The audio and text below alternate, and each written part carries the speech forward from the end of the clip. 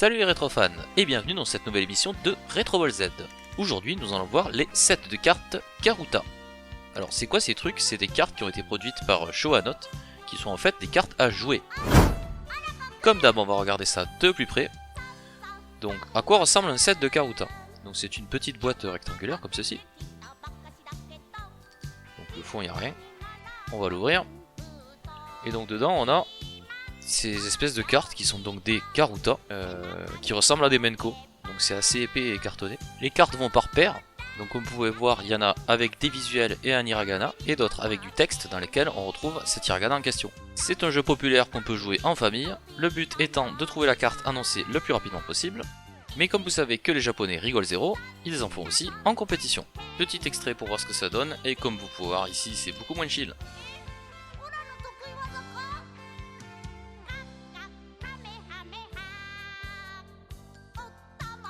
Je vous mettrai le lien sous la vidéo si ça vous intéresse de regarder le reportage en entier. Et là vous vous demandez, est-ce que ces cartes ont un intérêt à être collectionnées? Ben je vais vous dire oui. Alors en fait, malgré le format bizarre, il y a quand même des visuels assez rigolos. C'est des trucs qui ont été dessinés spécifiquement pour les cartes en fait, c'est pas des screens ou des trucs du genre. Donc on trouve des visuels à inédits. Plus ou moins bien faits, hein, ceci dit, on est d'accord. Mais bon, ça reste quand même sympa.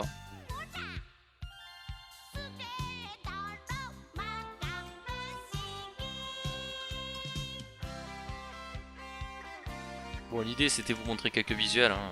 On va pas tout regarder sinon ça va prendre 8 heures évidemment.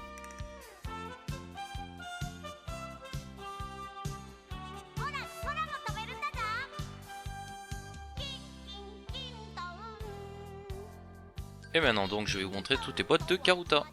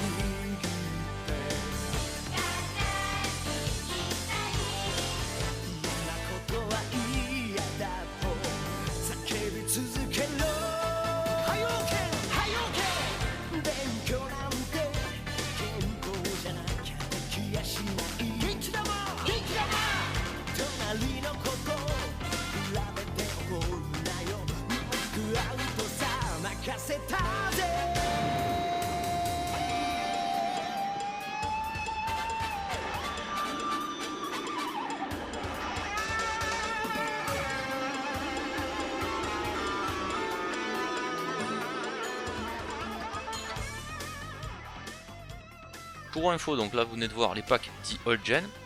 Ensuite il y a eu aussi d'autres cartes donc estampillées quand même Dragon Ball Z mais avec des visuels New Gen qui sont sortis un tout petit peu après, donc post 2000. On va voir avec celle-là.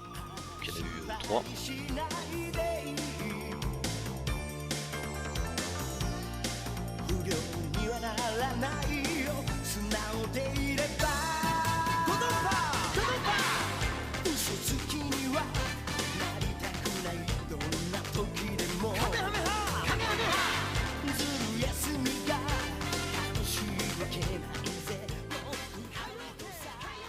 Voilà, c'était déjà pas terrible.